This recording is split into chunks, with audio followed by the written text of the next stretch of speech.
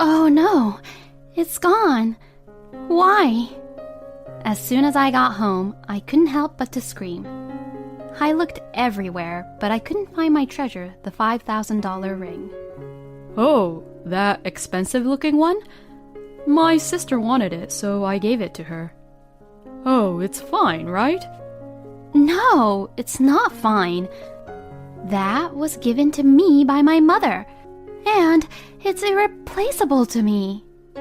Oh, shut up. I'm the one who has been supporting you, so don't talk crap about my decisions. I'll divorce you if you don't quiet down, okay? I could leave you anytime I want to, you know? All you have to do is say, yes, I understand, and obey me. I bit my lip and burst into tears at his arrogance. Fine, then if my husband Dan is going to go that far, then I also have an idea. He better not underestimate what I'm capable of. My name is Nora. I am a full-time housewife who turned 37 this year. I used to work as a nurse before I got married, but I quit my work when I got married at the request of my husband, Dan. Dan was working as a salesman for a company at the time of our marriage, but he recently changed his job. He now works from home. Since Dan and I share the same hometown, both our parents live nearby. And although we do not live together with Dan's parents or my parents, both of our parents live very close to where Dan and I live. And we have no kids. It's not that we didn't decide to have kids, but even after 10 years of marriage, we weren't blessed with a baby.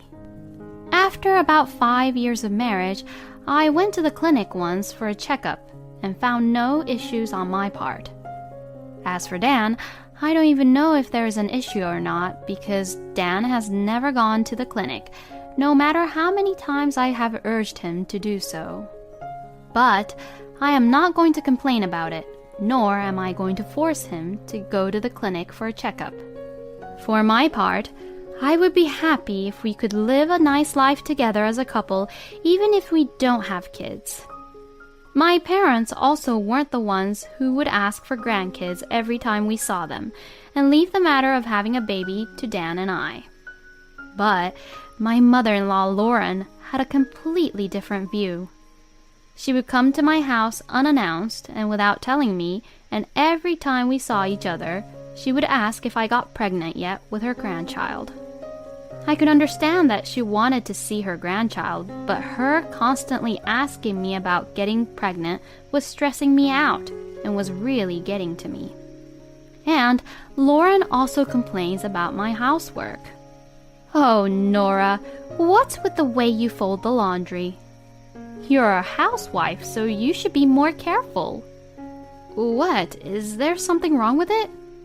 I'm just doing it normally. Oh, you're always talking back. You're acting like that to Dan too, aren't you? No, no. You have to support your husband properly. If you can't do that, then you're not qualified enough to be his wife. Every time she would say anything, it would always go like that. It could be a small thing, but when they pile up, it becomes an unbearable pain.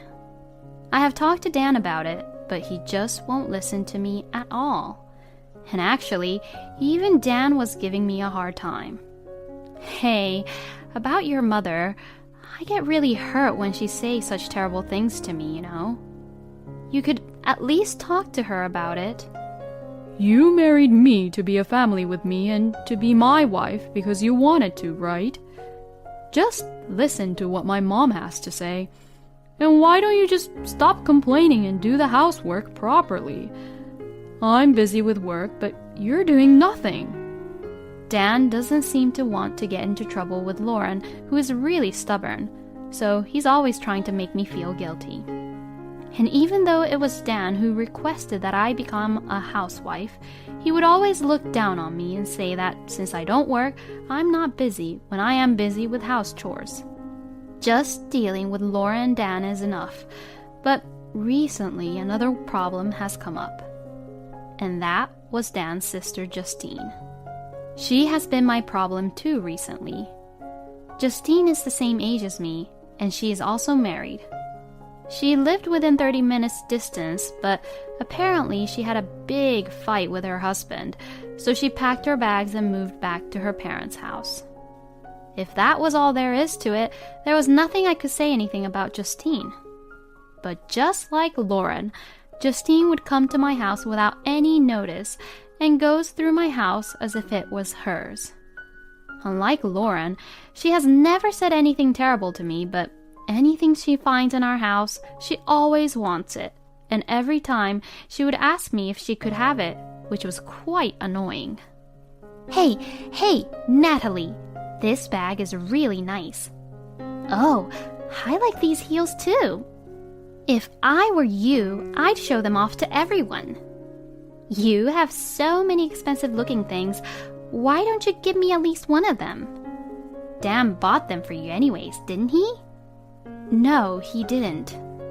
I bought all of them with my own money a long time ago, and some with my savings after we got married. If you want them, why don't you buy them yourself? I don't have that kind of money, so that's why I'm asking you to give it to me. Oh, this ring is cute. And doesn't it fit my finger perfectly? I won't ask you for money, so please just give me this one. What Justine was looking at was a ring with diamonds on it. This ring was a precious thing that my mother had given me when I got married. My mother had told me that it costed about $5,000. But how much it costed was irrelevant at this point. I was happy that my mother thought of me and gave me this ring. So it's only natural that there was no way I could give up a precious ring, which was also my treasure. When I firmly refused, Justine had a sulky attitude and said, "Oh, fine," and then she left the house angrily. I then decided to move the ring out of the drawer and put it into the bedroom closet, just in case. This way, the next time someone looks into my dresser, they wouldn't know where I put the ring. If I went this far, Justine would surely give up on the ring as well. And that day I had gone to a nearby supermarket to buy ingredients for dinner. Normally, I would go home as soon as I bought what I wanted, but I happened to run into one of my neighbors, so we talked to catch up for about 30 minutes. After that, I was able to go back home without any incident, but as soon as I entered the living room, I felt somewhat strange. The arrangement of the furniture seemed to have changed somehow. And it wasn't just the living room. Things in the bedroom and the room which is used for storage looked like it was moved around. The first thing that came to my mind was Dan's presence. If there had been a burglary, Dan, who was working from home, would have noticed clearly. So he must know something. I knocked on the door of Dan's study where he was working. He always tells me not to disturb him while he is working, but since it was an emergency situation, I had no choice. Hearing me knock, I hear Dan's voice through the door saying, "What the hell?" I feel like some of the things in our house had moved around. "Well, my mom was here earlier. Can I go now? I'm busy right now." As soon as I heard what he had said, I had a very bad feeling. No way. I panicked and headed for the bedroom right away. Then I reached my hands into the back of the closet. Oh no, it's gone. The ring, which my mother gave me, is gone. I unconsciously let out a scream. Then Dan came into the bedroom, probably because he heard me scream. "Dan, my ring, it's missing. What shall I do? Where did it go?" At my words, Dan then said, "Oh, yeah. About that ring. Well, Mom took it. It seems like Justine wanted it, so I gave it to her. Justine was supposed to come and get it herself, but she asked my mother to get it because she wanted to go to the beauty salon." Dan began to say this as if it was nothing to worry about. Dan must have known that the ring was an expensive gift from my mother, so how dare he give the ring away without asking me? So I told Dan exactly what I was thinking. Then Dan's face turned bright red and he raised his voice. What's wrong with you? Don't complain to me when I'm the one who feeds and provides for you. This is not the matter of whether you feed and provide for me or not. I'm asking you why you gave the ring away without my permission. When I responded in a stronger tone than usual, Dan became even more furious and shouted, If you complain anymore, I'll divorce you. At that moment, I just lost my patience. Why must I be treated this badly? I could not remain silent any longer. Fine, then let's get a divorce. I won't let you do what you want to me anymore. So I began to take out a piece of paper I had kept in a cabinet in the living room and began to sign on it. When I returned to the bedroom, Dan looked like he didn't know what to do. Here, these are the divorce papers. These are the papers when you signed it before and threw at me when we argued before. I'm going to go submit this now. Well, good for you. Now we are complete strangers to each other. Dan had made a fuss about divorce before, threatening me saying, I'll divorce you, on our previous argument. At that time, Dan brought the divorce papers, filled them out, and tossed them to me. The crumpled divorce papers. I couldn't throw it away, so I kept it. But I never thought that the day would come when I would actually use it. Then I left Dan, who looked like he was in a panic, not knowing what to do from this helpless situation, as I packed up my belongings. The things I needed to bring with me weren't much, and my suitcase was smaller than I had expected, and I was ready to leave immediately. Well then, goodbye. Please live happily with your mother and sister whom you love so much. As I said goodbye, I left the house. I thought I heard Dan call my name on the way out, but it was too late for that. Then I went to go file the divorce papers. And after, I decided to return to my parents' house. A few days passed. While I was watching TV at my parents' house, my phone rang. I picked it up immediately, but it hung up before I could answer it. Then I got another call. On the screen, I could see that Justine was calling me. While I was wondering whether to answer the phone or not, it hung up again. Then I received another call from Justine. This time, I was able to answer. Yes, hello. What's wrong? You finally picked up. What do you mean, what's wrong? I've been calling you 1,000,000 times, so why didn't you pick up earlier? The loud, piercing voice hurt my ears. Then Justine continues. Well, hurry up and help me. The police are at the party. Just come over here anyways. That's all she screamed to me, and then she hung up the phone. So I got ready quickly and ran out of my parents' house, and I drove to the party venue where Justine was at. I knew where it was without asking. Oh, Nora, you're so slow. Hurry up and explain to him. Justine was waiting for me just after I got out of my car. She pulls me by the hand and I follow her. Justine opened the door to the banquet hall loudly. And there, I saw people whom I've seen before. And that was because they were holding a middle school reunion at the venue, and it was the middle school where I went to. Actually, Justine and I were in the same class when we were in middle school. Of course, I had been invited to today's reunion, but Dan did not allow me to attend at the time, so I couldn't RSVP and go to the reunion in the end. I looked at the policeman, as Justine called him, and he was smiling awkwardly at me. And his name is Hugh, and in order not to let Justine escape, he moves in front of me. He's accusing that I stole this ring from your house without permission. That's not what happened, right? Nora, you gave this to me, right? Right? Justine held the ring in front of my eyes, and it looked like she was begging me to help her desperately. Of course, there was no way I would play along with her. Your mother came into my house and took this ring without my permission while I was gone. And you are wearing it without my permission.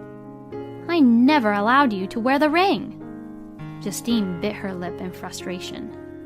But it looks like she still won't let go of the ring. If you give it back to me here and now, I won't make a big deal out of it. If you don't want to do that either, then you'll know what'll happen, right? When I said that, Hugh took one step forward to Justine's direction. Perhaps intimidated by the power of Hugh, who's really tall, Justine finally took off the ring and handed it to me. Ugh, God!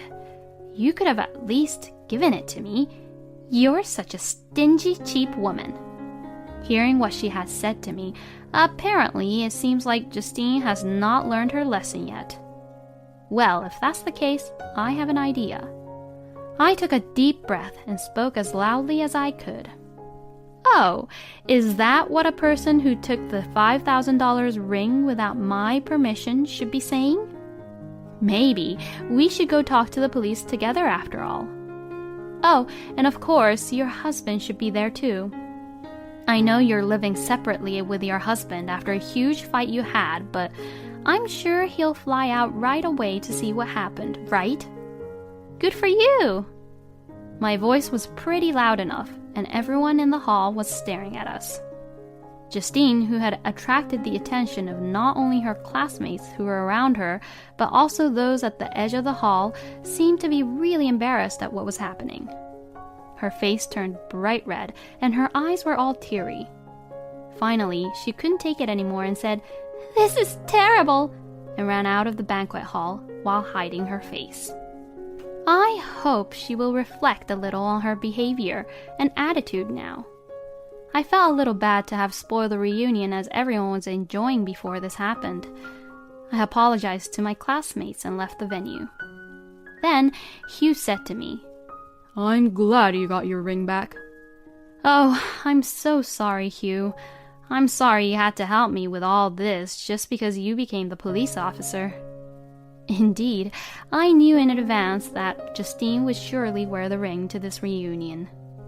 Justine had told me that she would wear the ring when I called Dan to inform him about filing the divorce papers. If Justine regretted not wearing or returning this ring at the reunion, I would not have embarrassed her in front of many people. But since I wasn't there, I had no idea what was going on inside the party venue. So I contacted Hugh, who is now a police officer, and asked him to call Justine. Actually, I was supposed to get a call from Hugh, but it was unexpected that Justine called me when Hugh approached her. Oh, don't worry about it. Oh yeah, why don't you just go ahead and attend the reunion? One of us has left, after all. Hugh explained the situation to the people who organized for the reunion and got permission, and I was finally able to attend the reunion. I felt like I was back being a middle school student again and had a great time. Sometime later, Justine seemed to be too embarrassed to stay in her hometown, and before I knew it, she had moved out. I thought she had gone back to her husband, but apparently not. I don't know where she went, but in any case, she and I will never cross paths again. Justine must be actually very disappointed that she can no longer stay at her parents' house, which she loved so much. And Lauren seems to be quite shocked by her daughter's disappearance as Justine left without telling her where she went and her son's divorce, and is now living a lonely, sad life.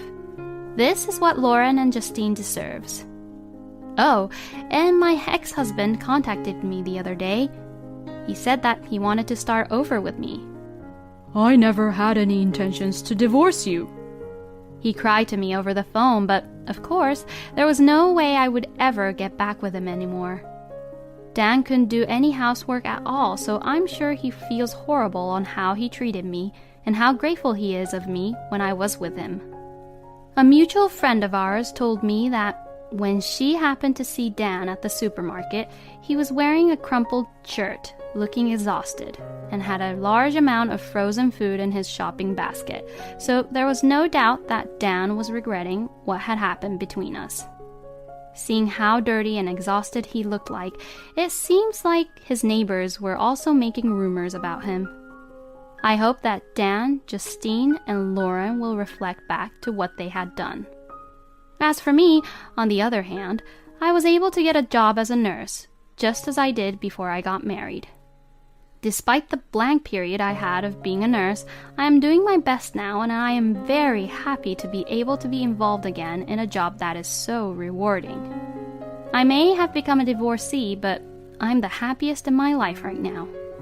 And I learned a lot from those 3 people, to not be with those kind of people and be ever like them.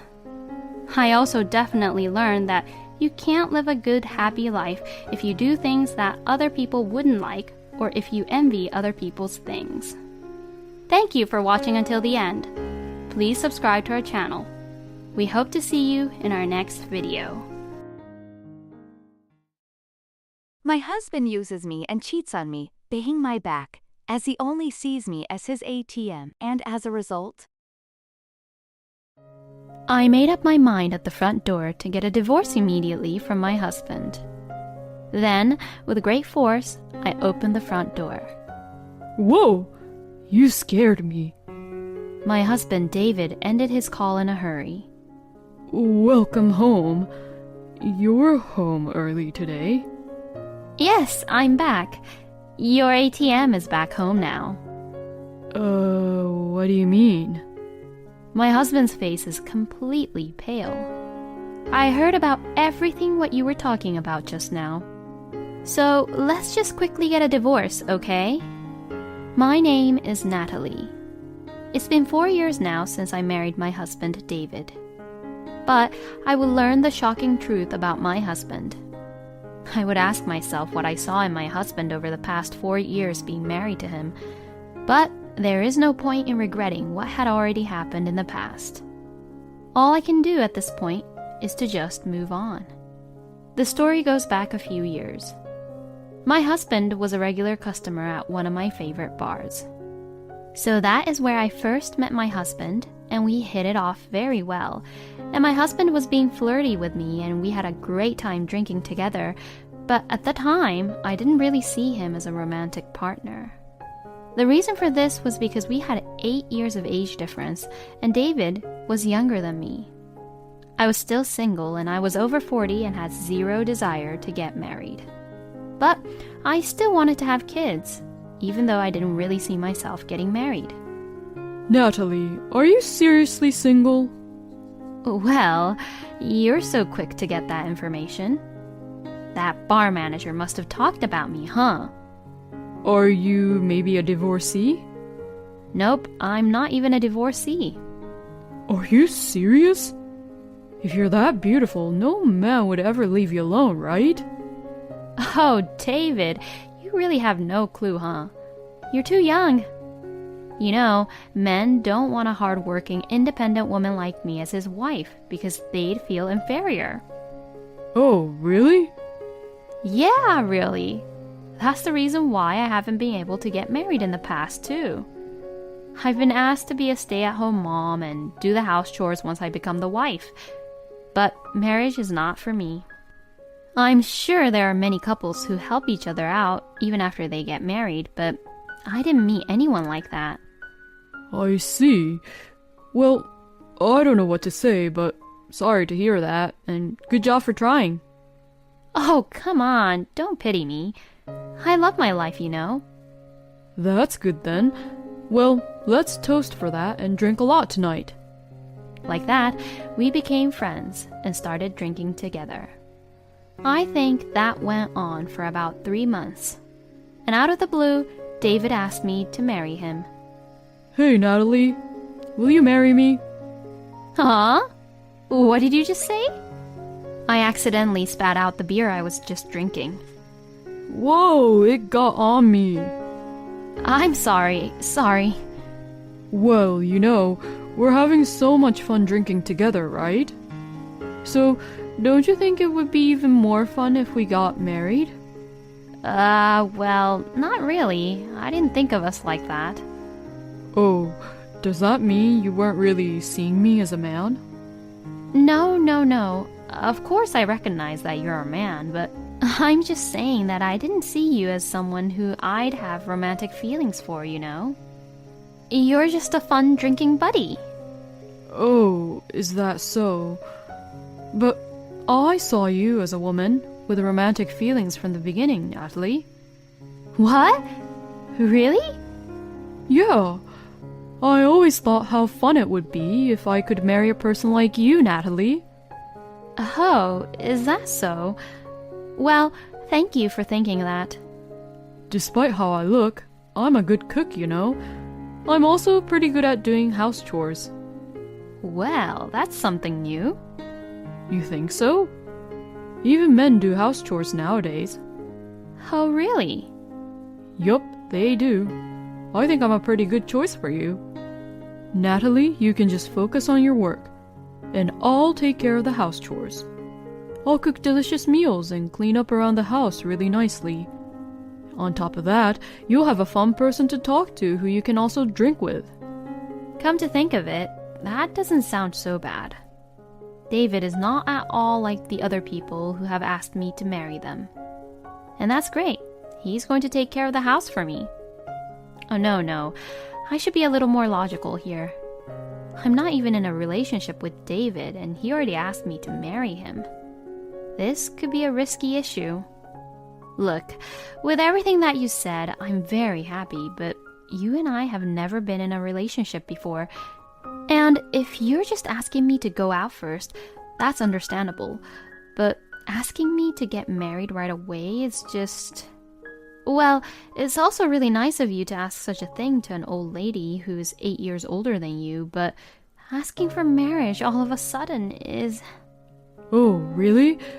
Nowadays, it's not unusual for people to get married after 0 days of dating. Didn't this also happen a while ago with some celebrities? Oh, I'm sorry. I don't know much about the celebrities world. Let's just get married. Marriage is all about finding a partner. I think I'd make a pretty good partner, don't you think? But I'm 8 years older than you. Won't you think that would be an issue? Huh? Natalie, if there were 50 $1 notes and 58 $1 notes on the table, would you be able to tell which was which? No, I don't think so. Then the concept is exactly the same like that. You may be concerned about the age difference now, but when you're 58, I'm 50, right? So there's not much difference if you think it that way. I see David's point. So I accepted his marriage.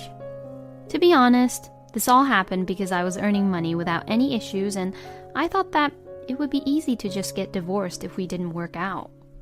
I enjoyed drinking with David so much that I even felt like it would be normal for us to live together. And so, my husband came to live with me in the house which I owned once we got married. My husband really took charge of the house and did a lot of things for me. Welcome home, Natalie. It's beef stew today. I'm home. Wow, I can even smell how good it is from outside the house. Thank you. Shall we open a bottle of white wine today? Sounds good. All of my husband's dishes are all fancy and really delicious. Natalie, I ironed your shirt for you. Thank you. My life became a lot easier after I married my husband. But one day a little incident happened. I'm home. Oh, Natalie, welcome home. I cooked pasta for dinner. Thanks. Oh, you look a little down today? Did something happen at work? Yeah, I'm actually being bullied from my boss. What? My husband looked a little depressed. It's happened many times before, but I feel like I'm losing my mind. From what I heard, David's boss has been harassing him endlessly, forcing him to do jobs which David wasn't even hired to do. And then I said something which I shouldn't have. Looking back now, I realized that my husband had tricked me into saying that. You should just quit if they're treating you like that. What? But... You won't be able to go on if you keep going like that. Yeah. It's okay. I am earning money. As long as it's okay with you, I wouldn't really mind if you just become a full-time house husband. Are you sure about that? Of course. Actually, thank you so much for taking care of the house even while you were working. I'll give you money for living expenses, of course, and I'll even give you some allowances for you to spend as you like. Thank you, Natalie. Thank you so much. Thank you too, David. I'm sorry I didn't realize it sooner. So, my husband quit his job and became a full-time house husband. I never let my husband, who originally took care of the house, pay for our living expenses. It's only natural to do so since he takes care of the house for me. When my husband quit his job, our life did not become difficult. I can easily earn enough money to pay for my husband's allowance. And my husband continued to take good care of the house. I was relieved that David was free from his job and he seemed to be energetic. After 4 years of such peaceful marriage, I somewhat felt that something strange was going on. Welcome back. Today's dinner is beef stew. Thank you. Oh, I love your beef stew, David. Thank you so much for everything. Bon appetit. Oh? It tastes a little different from the usual one I had before. Did he make a mistake? I mean, it does taste good, don't get me wrong, but how shall I explain it? It's clearly a different type of beef stew. How is it? Is it yummy? Yeah, thanks as always. Oh, that's a relief. I spent more time on it than usual today. Oh, so that means that he overcooked it. But the texture is pretty harder than usual though. And after that day, my husband's meals had flavors which I have never tasted before from his cooking. Hey, David, you did get a health checkup this year, right? Yeah, the one where I can get since your company sponsors them as your benefit, right? I went to that last month. That's what I thought. Were there any issues? No, there weren't any issues. I showed you my results the other day. Yeah. What? Are you worried about me? My husband sounded like he was in a good mood, but something was different. I guess I must have had a woman's intuition, even for someone like me. I took time out of my work schedule to find an investigator and ask them to investigate about my husband. And as a result, I discovered that my husband was cheating on me. But for some reason, I wasn't shocked at all. Maybe somewhere in the back of my mind I had thought that one day, this day might come. David's mistress was a woman in her early 20s. My husband is having an affair with a girl who is more than 20 years younger than me. I guess men really are attracted to younger women. So thinking that, rather than being shocked, I thought to myself that that's just the way it is. Although I found out the truth, I didn't immediately think about divorcing David. It's not like I asked the investigator to investigate about David just because I wanted to get a divorce, but I just didn't want to stay feeling uneasy with my husband. My husband has been very devoted to me so far, and he was doing his job to the best of his ability. If David just had an affair on a whim, I wasn't going to expose him and say nothing and wait for things to cool down. But I was still a little sad and depressed about the fact that David did have an affair. I went home early that day. Just as I was about to insert the key to the front door, I heard my husband's loud laughter. It's okay. I can go see you now. My husband seemed to be on the phone with his mistress. What a great timing, huh? It's okay. Don't worry about money. My ATM will take care of it. What did he say just now? Exactly. My wife's nickname is ATM. I only married ATM just for the money.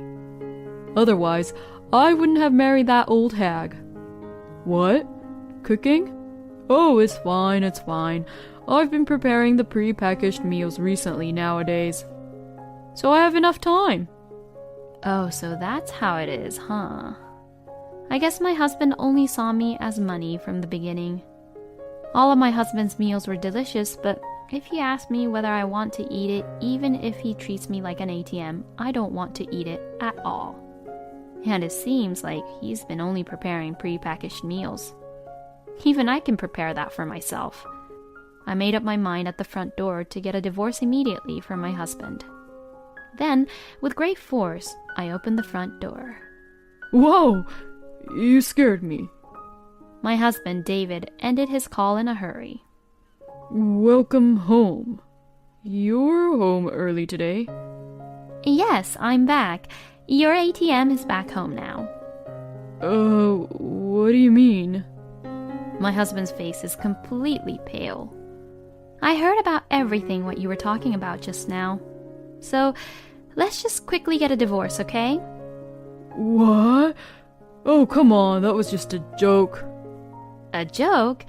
When you're having an affair behind my back? No. There's no way I'm having an affair. I was just joking around with my friends who are all guys. Then what is this? I put the documents which show the results from the investigation agency. My husband picked it up, looked at what it was, and immediately slammed down the documents on the table. Well... Yes, you've been cheating on me. If it was just a fling, I wouldn't have said anything. But I'm not that carefree enough to stay with you when you just treat me like an ATM. Well, I am no longer obligated to support you. Then, my husband became defiant. Divorce, huh? You sure about that? Natalie, if we get a divorce, you'll forever be alone, you know. What are you going to do? Like, when you get older and you age, someone has to look after you. I don't think you take care of me nicely. I mean, you're going to poison me and take my money, aren't you? David doesn't even try to deny the fact, so that's exactly what he was trying to do. I really couldn't believe him. Oh, man. So that means I really can't get your money, huh, Natalie? Then fine, we can get a divorce. I also have a girlfriend who claims to be the daughter of a wealthy family who at least makes more money than you, Natalie. What? I thought you were having an affair with only one woman, right? Wow. The investigator who you asked for to check up on me did a really crap job on investigating about me. How could they only find that I had an affair with one woman? Oh well. Just leave, okay? Okay. Is that what you think I would say? When this is my house? You should be the one to leave, okay? Huh? Since we're a married couple, we share properties, you know. Even this house, I'm entitled to half of it.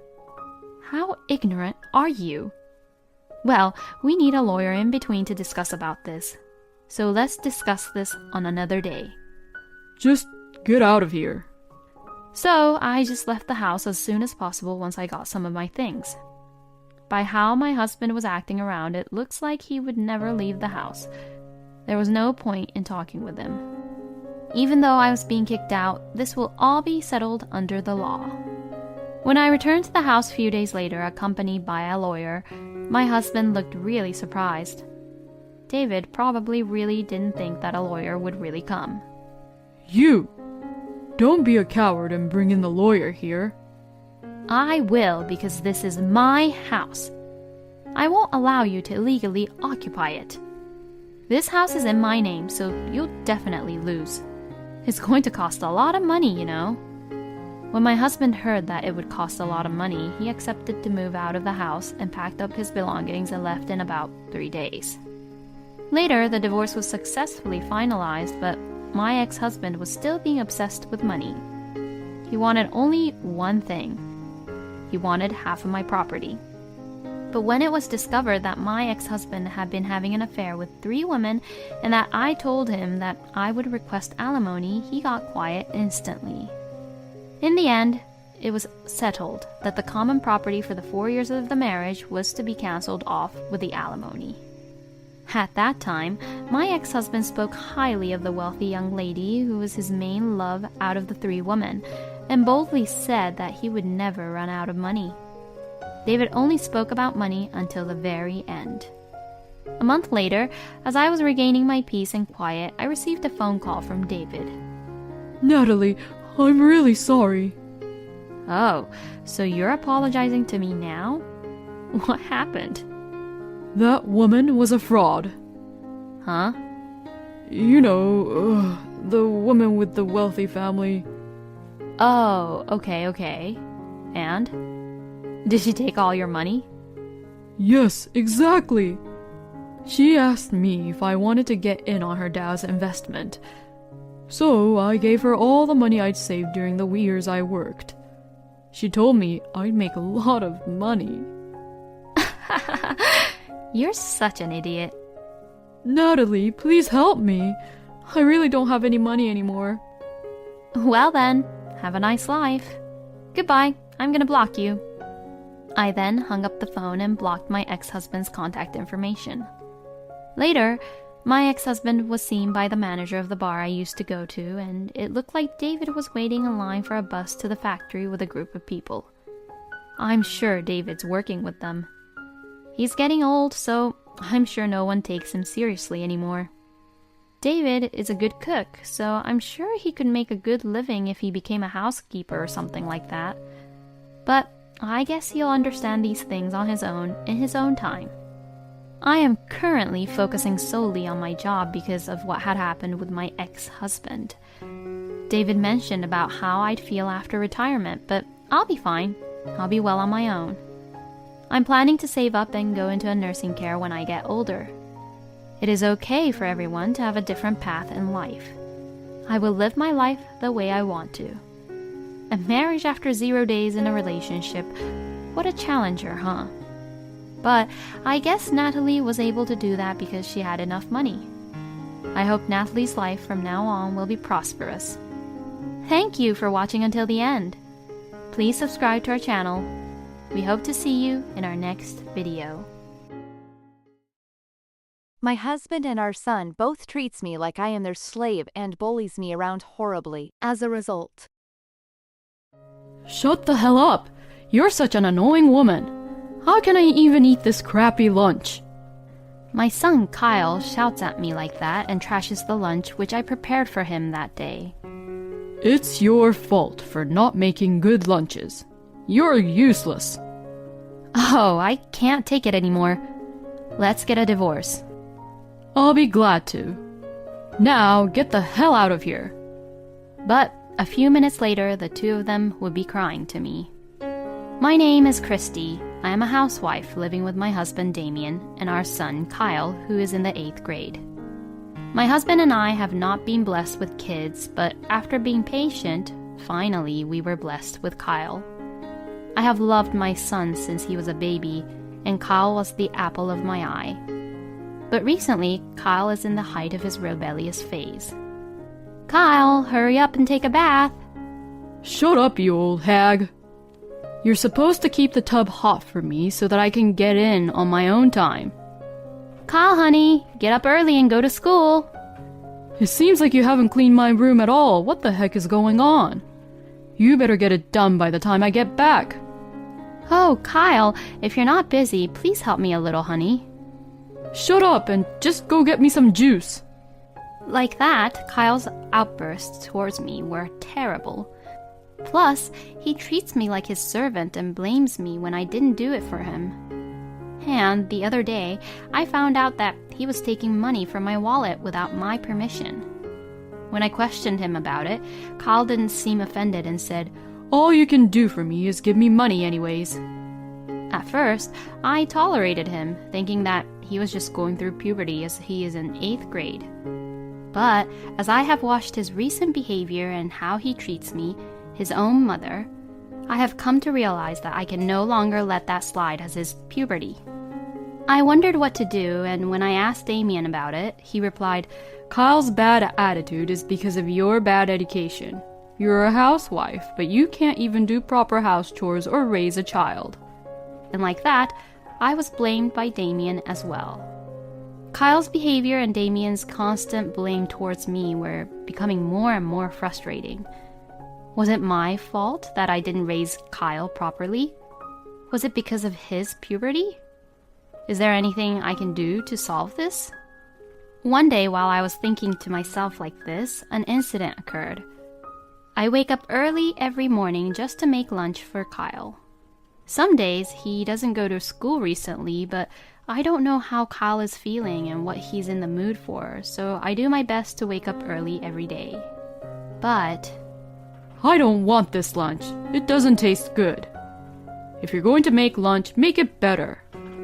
Kyle then took the lunch that I just finished making and turned the lunchbox upside down in front of me. Then the lunch that I made went right into the trash. I could do nothing but be shocked about what had happened. Finally, I won't have to eat a bad lunch anymore. Well, I'll take some money for lunch money. Kyle said that as he pulls the bills out of my wallet and tossed back the wallet to me. I clutched the wallet tightly in my hand, unable to find anything to say back to him. Then Kyle left the house. Even though I was standing right beside him, Damien didn't say anything. In times like this, a father should speak up. It's your fault for not making a good lunch for Kyle. So a lunch that doesn't taste good deserves to be thrown away. I wouldn't want to eat it either. Even when I tell Damien to scold Kyle, he blames me for everything. You can't even clean up or do laundry well, but we still put up with you. Can't you at least try to be a better cook? Don't you think you should put yourself in our shoes, who has to eat these meals which tastes horrible every day? As Damien said that, he quickly left the house. The breakfast I had prepared for Damien and Kyle was left on the dining table, untouched. And in the trash was the lunch that I had woken up early to prepare. Ever since I was a child, I was taught not to waste food. That's why I could never understand the behavior of not eating prepared meals or throwing any food away. When we first got married, Damien used to eat my home-cooked meals, saying that they were delicious. Until recently, Kyle told me that he loved my Salisbury steak. It was not that my cooking was particularly bad, but I could only think that both Damien and Kyle was harassing me or trying to bully me. Kyle and Damien's terrible attitudes towards me ran through my mind. I sigh loudly and take out a sheet of paper that I had tucked away in a drawer. It was the divorce papers that I had secretly tucked away, as I thought that I'd have it just in case if anything happens. I've had enough and I couldn't stand it anymore. Maybe they would be better off without me. With these feelings, I filled out the divorce papers. When Damien and Kyle returned home, I spread out the signed divorce papers on the table. I've just had enough at this point, so let's get a divorce. Oh yay, I'm so happy. Just get out. Hearing me asking for divorce, Kyle says this happily. I'm so glad I'm divorcing a wife who can't even do her own house chores, even when the housekeepers can do a good job about it. Damien said that and also filled out the divorce papers quickly. Kyle looked at me with a gloomy expression on his face and said, Get out of here right now. All right, I'm leaving this house, and you two can do the rest on your own. Well, yeah, because this is my house. So you can go wherever you want. Kyle and I were both men, so it's easier for us to be alone. Saying this, Damien patted Kyle on the shoulder, and then Kyle began to tremble. Then Kyle said something unbelievable. I knew you cared more about your partner who you're cheating on with than us. That's why you're leaving us, isn't it? Kyle's words startled me and I stopped moving for a moment. You're having an affair, aren't you, Mom? So I felt like I was betrayed and abandoned and I couldn't forgive you. So, Kyle mistakenly thought that I was cheating on Damien and that I was betraying my family. It wasn't puberty that was causing him to suddenly lash out at me and be so arrogant and having a terrible attitude like that. But I've never cheated, or I'm not cheating with anyone behind Damien's back. Kyle, why did you even think that? Besides, it's not me who is having an affair, but it's your father. When I said that, Kyle froze, saying, What? And Damien looked like he was panicking, not knowing what to do. What are you saying, Christy? There is no such thing that I cheat on you, and it's all a false accusation. Then I'll show you the proof. I took out a cardboard box from our bedroom and spread it out on the table. In it was a necktie which I didn't remember buying, a hotel membership card I've never heard of, a woman's handkerchief which I don't even recognize, and a shirt with lipstick on it. Damien had been acting weird and a little off for some time, taking his phone into the bathroom and bathtub, and he also smelled like he was wearing a woman's perfume on the days he came home late. So I had asked an investigator to investigate about Damien with divorce in my mind. My hunch was right, and the results showed that Damien was having an affair behind my back. What kind of evidence is this? You can make these things up, you know. Damien refused to accept the evidence I showed him, so I confronted him with a definite proof. Are you saying that what you see in this photo is also made up? The photo showed Damien and a woman who worked under him, walking arm in arm. This is, well, it's not that I was cheating on you. You filled out the divorce papers really quickly because you thought you could remarry that woman anyway, right? As I turned to Damien and said this, Kyle murmured in a small voice saying, You've got to be kidding me, right? What you told me was a complete lie, Dad. Because you're the one who told me that Mom was the one having an affair. That's because... As Kyle shouts at Damien, he became smaller and smaller. Damien had once been scolded by Kyle for treating me like a servant and verbally abusing me badly. You're being terrible to Mom, Dad. In order to get Kyle, who defended me, onto Damien's side, he lied to Kyle that I was having an affair. And Kyle unfortunately believed that lie, felt betrayed by me, and began to behave badly. Not only did you trick me, but you tricked our son as well. You are not only a lousy husband, but also a lousy father. Christy and Kyle, I am so sorry. We shall just discuss everything through a lawyer now. I am no longer interested in having any conversation with you. I am leaving now.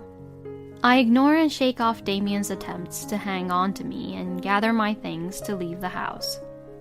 Then, Kyle opens the bedroom door apologetically and walks in.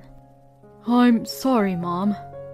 I know you may not forgive me, but I'm really sorry, Mom. Toward the end, Kyle was at a loss for words, and I knew that he was crying.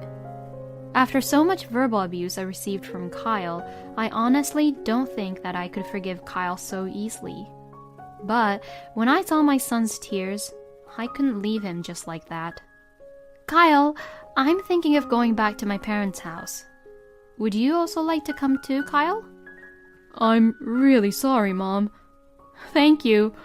I will go with you. Kyle apologized to me again and started to pack his things in his room. Kyle and I finished preparing to leave the house and declared to Damien that we were leaving. I'm going to charge you alimony, definitely. Of course, I will also charge the person with whom you had an affair, so please keep that in mind. No way. If we discuss about it, you'll understand. Right, Kyle? You're always on my side, right? I can't believe you could say such thing when you were the one who lied to me. You really let me down. Kyle and I left the house together while ignoring Damien. Kyle seemed a little concerned about Damien, but when I started to walk away, he followed right behind me. I went straight home to my parents' house and explained the situation to them, and they gladly welcomed me and Kyle. After returning home, Kyle changed his attitude from how he was before and began to help out willingly. He takes the initiative to do everything from cleaning the bathroom to shopping, not to mention cleaning and doing laundry, even without being asked.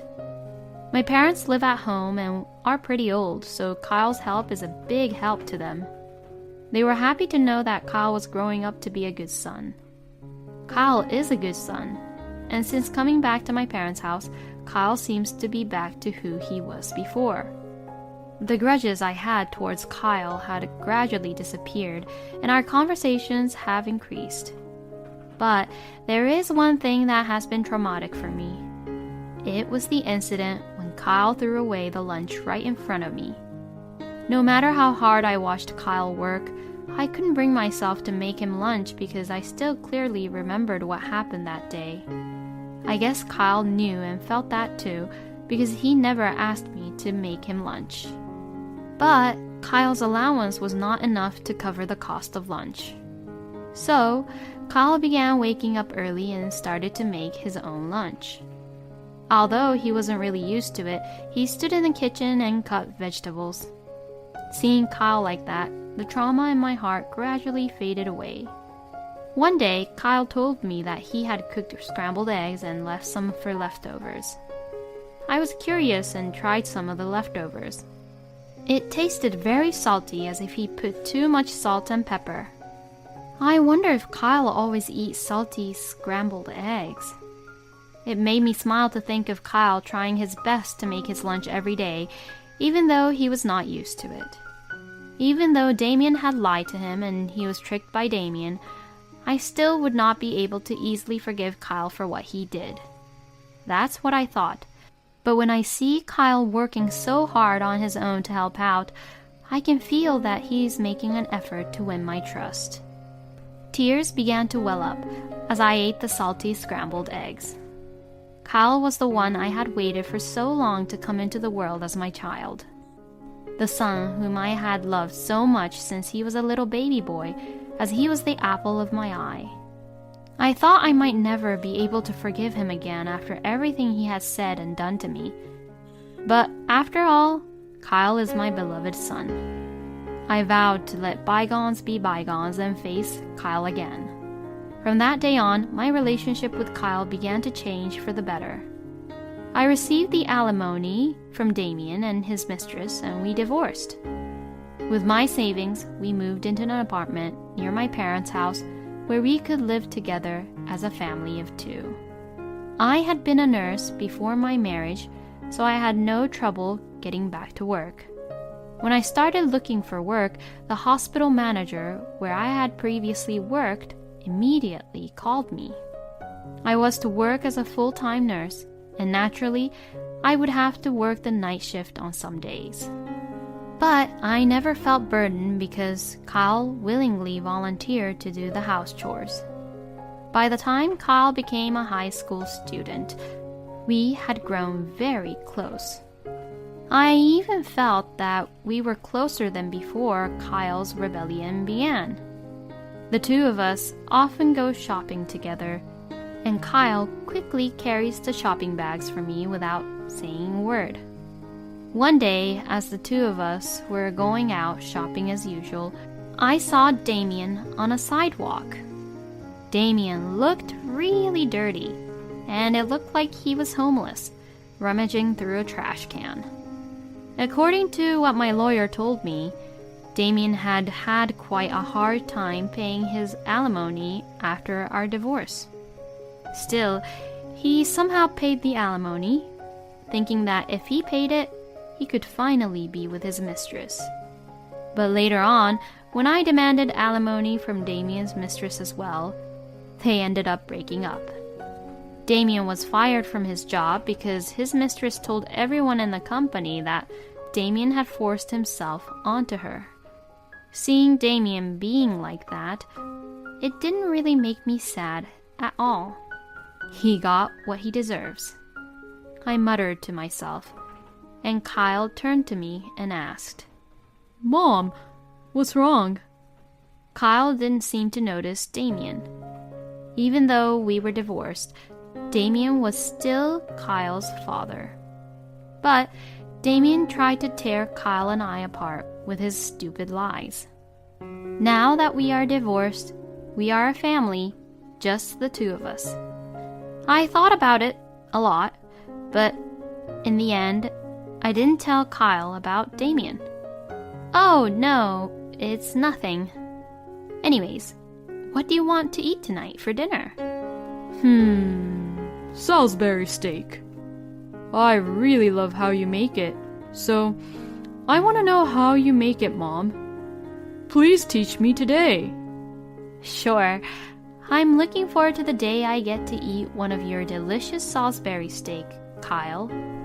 Pretending not to have seen Damien, Kyle and I went into the shopping center together happily. Thank you for watching until the end. Please subscribe to our channel. We hope to see you in our next video. My husband took a trip with his lover, charging everything on my CC. 1 week later, they returned to $3,000 for accommodations at a luxury hotel, $1,000 for meals at high-class restaurants, $500 at a well-known spa. What the heck are these? I happened to take a peek at the credit card statement, which normally is left for my husband to take care of. There's a lineup of bills that shows a horrendous amount. Moreover, all of these reservations that have been paid for in advance are for the same period. Those were dates when my husband, who serves in PTA at our daughter's middle school, is to attend a board retreat. Even if I'm not familiar with these things, I understand what it means. To support me in my demanding job, my husband has decided to be a stay-at-home dad. Thanks to his devotion to his family, I've been able to commit myself to work without worries.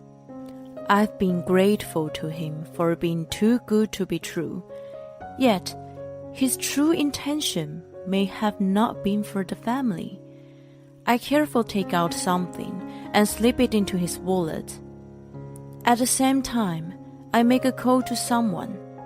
He will be leaving in a week, probably with great spirit. I hope it will be an unforgettable memory for him. My name is Maggie. I'm a nurse. I work at a university hospital. Honestly, my days are so busy that there's no difference between days and nights. The reason I can continue working my crazy hours is my beloved husband, Glenn. I love my job and I'm proud of it. I couldn't choose between my marriage and my job, and cried hard in front of him many times. He respected my determination and decided to be a full-time stay-at-home dad to support his family. He always pushed me to work to the best of my ability. He never paid attention to the curious eyes of other mothers, and even served on the PTA board at our daughter's middle school. My daughter Sasha was also supportive. I, as a breadwinner, had been working hard to make ends meet for my family. One day, I received a call from my credit card company. I changed the debit account for my own convenience the other day. The money wasn't deposited in time for withdrawal, and it was an overdraft. Oh, darn it. I hastily checked my credit card statement in order to make the transfer. Since I usually left such matters to Glenn, I hadn't checked their statement for years. I realized how lax I had been. My eyeballs almost popped out of my head when I saw the statement on my phone screen. The total amount was outrageous. I panicked thinking about what I had spent. I couldn't even remember what I bought. I decided to check the details. There I found a long history of which I had no recollection. Name of designers, brand boutiques, famous perfumery, and a luxury watch brand. I liked those brands, but I hadn't bought anything from them. For a moment I wondered if Glenn, who had a family card, was planning to surprise me. I hadn't received any of them though. Moreover, all the purchases were made only on Wednesdays. It was a day I worked a night shift and Glenn had a board meeting. What's going on? I resolved to question him as soon as I got home. I hurried home anxiously. Then I heard a voice calling out to me. Hi, Maggie. Long time no see. Are you on the way home from work? I was almost home when I ran into Tara. She was also a PTA member and one of the few mothers I knew from the school. Hey, long time. Thank you for always helping Glenn. I hope he isn't giving you a hard time. I didn't know what to say to her, so I quickly brought up the common subjects that I could think of. She patted me on the shoulder, saying I was acting distant. The moment she moved her arm, my sense focused on the fragrance in the air.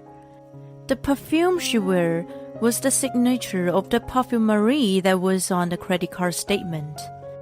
I had wanted to buy it so badly that I tried it on many times in the shop. I missed the timing to buy it in the end, but I clearly remembered the scent. Smells nice. That's the one I wanted too. Did you buy it? No idea why I asked her that. Jealousy. I was ashamed of my foolishness. Still, the purchases were always made on Wednesdays when the meeting was held. A PTA member wearing the same perfume. Once I suspected her, my thoughts went more and more toward the unpleasant side. Tara, of course, was unaware of my suspicion and cheerfully responded. Actually, I got it as a gift. It was our anniversary the other day. She laughed cutely. Oh, that's so nice. You guys are so in love. I felt relaxed, and after enjoying the casual conversation, we parted ways. It was not surprising that she had it since it was a popular item. Even after the birth of her children, she still talked about her anniversary with her husband in such a cute and happy way. She didn't say husband. I stopped abruptly and returned to the place where I had left her. Of course, she wasn't there. But the urge to go after her was so strong. Glenn and she had something going on. The little doubt that popped up in my mind swelled to the point that I could no longer ignore it. The next Wednesday, my family saw me off to work as usual. Then I asked my colleagues to let me leave early. I didn't tell Glenn, of course. If I told him, it would have been meaningless. I waited for him a short distance from home. Soon after, my mother-in-law arrived and in turn, Glenn left for the meeting. So far so usual. I followed him to the school. The board members had a meeting in the classroom for about half an hour and then dispersed. While most of them rushed back home, Glenn slowly came out at last, arm in arm with Tara. They stared into each other's eyes as they intertwined their fingers and walked toward a hotel. They had no clue that I was only a few meters behind them.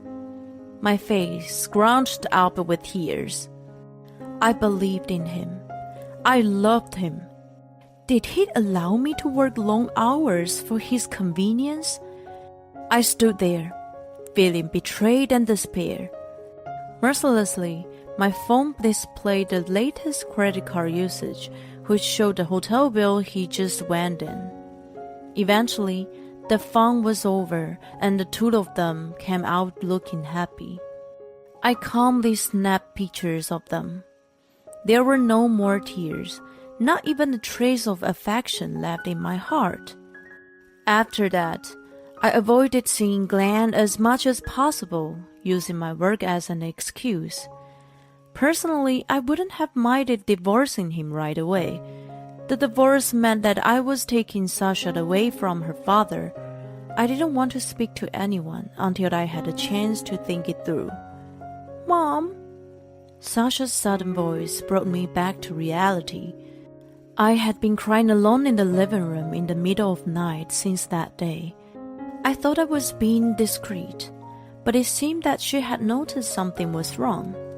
She couldn't sleep, or maybe she just woke up. She came out of bed late at night and gently hugged me. I don't want you to be sad. Your enemies are my enemies. I won't forgive anyone who makes you sad. Even if it's Dad, I won't forgive him." Her words opened the floodgate that had been holding all the feelings. I waited like a child. Tears of gratitude for her and apologies, and everything else spilled out. "If I divorce your dad, things won't be the same as before. We have to move, and we won't be able to see him every day. If you have to change schools, you won't be able to see your friends." I spilled out of my concerns one after another. She interrupted and assured me, "I still want to be with you, Mom. I want to be a nurse like you. I'll be fine, so please, do as you want." She held my hands tightly. "Thank you, sweetheart." Encouraged by her, I decided to act on my plan. I had gotten into the habit of checking my credit card statements and found out that Glenn was planning a week-long trip. He called it a PTA board retreat. In the past, I would have sent it off without a second thought. Common sense told me that it would be unthinkable for parents with children to be away from home for a week at the same time. Even if it were to happen, and even if Glenn were to advance the cost of the trip on the credit card, the destination and the type of hotel were far off from the norm. He underestimated me not to find out. His attempts to hide the evidence became extremely difficult for him. I had not only the list of credit card transactions, but also the details of the courses at a chic restaurant, the confirmation of the hotel booking, and even the request for a surprise cake. I was grateful to him for quitting his job and becoming a stay-at-home dad. I thought it was my duty to work hard to provide for my family in return. I was definitely not working for him to betray his family and fool around like this. Don't mess with me.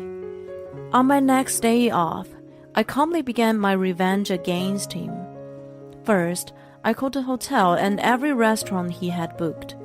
Although the reservations were made in his name, I knew the details. When I told them that I was his wife, they didn't suspect me so much. Later that night, I took out his wallet that was left in the living room and pulled out his credit card. He used to carry around cash only before we got married and had never made his own card other than the family one.